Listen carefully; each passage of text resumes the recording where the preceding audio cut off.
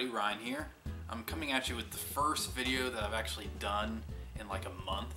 I mean, I uploaded one video, but it really didn't have anything to do with anything. It was just me showing that one little short movie I made about a year ago, that little comedy. It was really stupid, but it was really funny.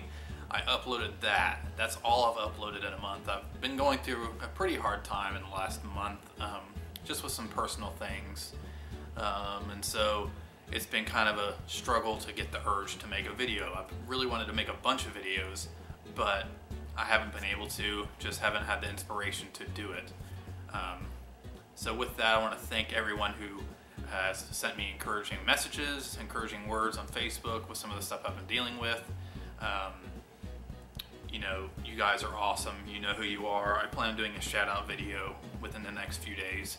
So I'll be specifically talking about each person in an upcoming video. So with that, let's go ahead and move on to the first thing I want to talk about in this video, and that is Godzilla 2014. The new trailer. I was going to be doing that series, as I remember telling you guys, The Road to Godzilla 2014. Just got really busy. I committed to it before I realized how much I was, you know, I'm one of those type of people that I wanted to put so much energy into it that I just had to give 100%. And after I committed, I realized I couldn't, so I had to completely abandon it because I didn't want to disappoint you guys. So I figured I'd just randomly talk about Godzilla in some of the upcoming videos and some of the past videos I already have. I've already done like a top 5, so on and so forth. But I've been really looking forward to this second trailer, and wow, was it mind-blowing. Bryan Cranston doing the narration for the first half of the trailer, Ken Watanabe doing basically the narration for the second half in their characters. Bryan Cranston, you really feel that he's one of those characters in the movie that's, you know, he is freaked the heck out. Like, he is like, we got to do something about this, and he feels like there's a cover-up, and you know, they're hiding something. And the trailer just has his narration starting out with destruction. You don't see anything, you just see destruction of cities. You don't see any Godzilla whatsoever. Then you get little plot hints of different situations. You know, Watanabe talking about 1954, you know, they were doing nuclear tests in the Pacific, and they weren't actually nuclear tests, but they were trying to destroy Godzilla.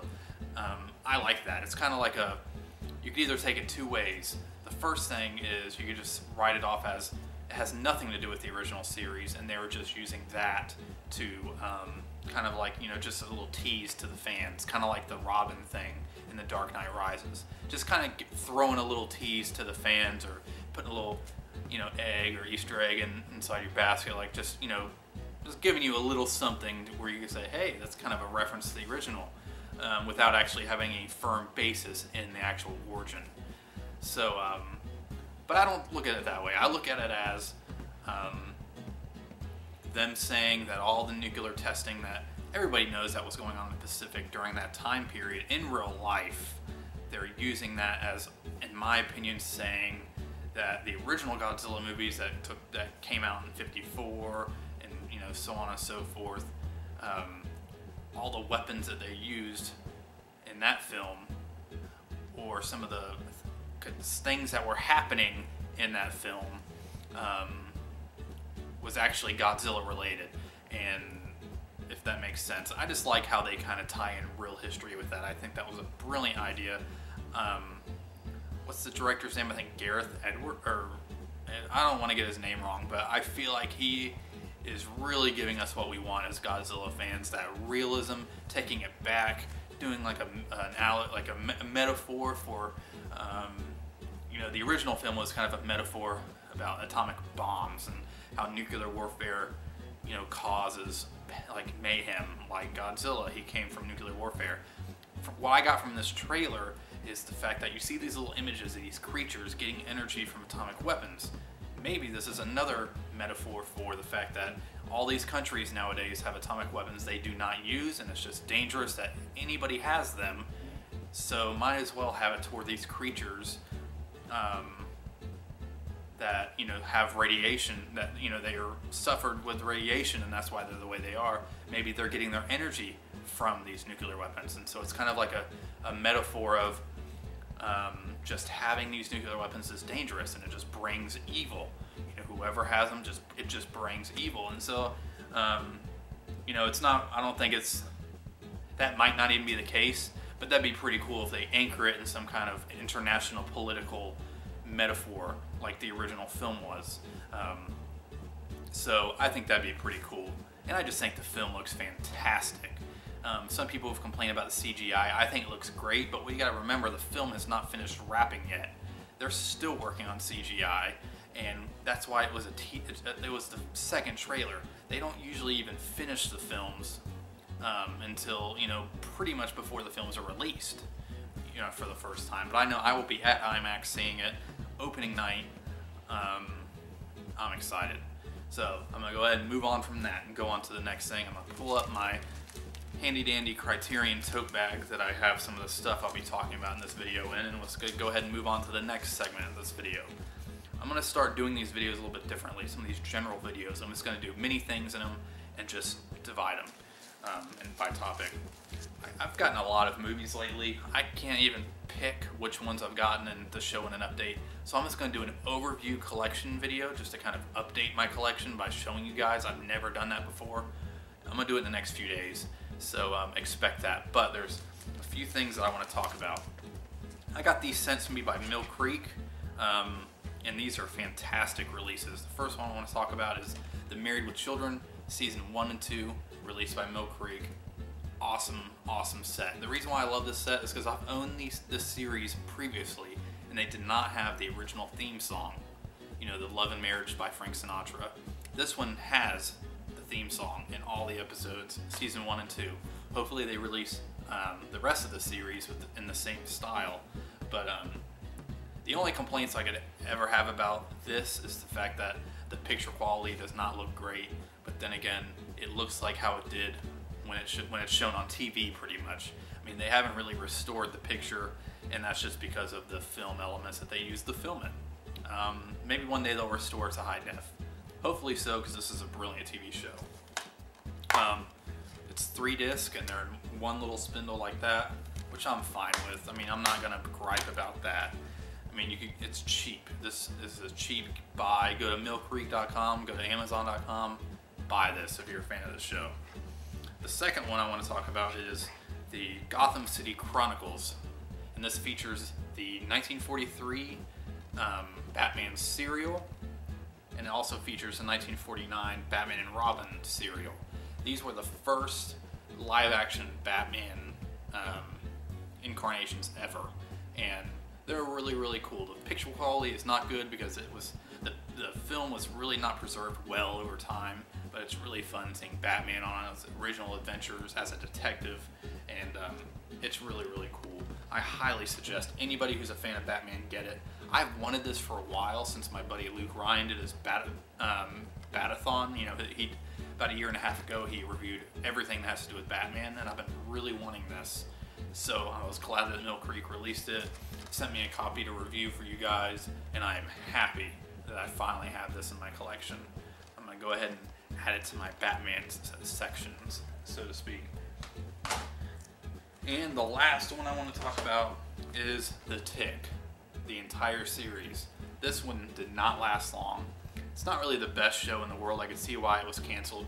It stars Patrick Warburton, and I'm a big fan of him since I'm obsessed with Seinfeld, and so, I mean, I like anything he's been in. But, I mean, the show is not really all that great, but it's hilarious, and it's worth picking up, and you do kind of wish that they did more episodes, because it is a fun show. It's just not the best. You know, they could have done better, but yeah, I mean, I don't really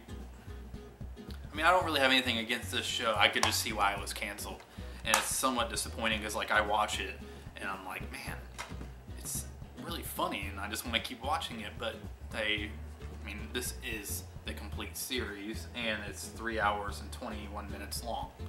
Picture quality is pretty good as well, as you can expect from a DVD, especially if it's from a TV show. But yeah, I'm really happy to own this too, because I'm really trying to build my superhero collection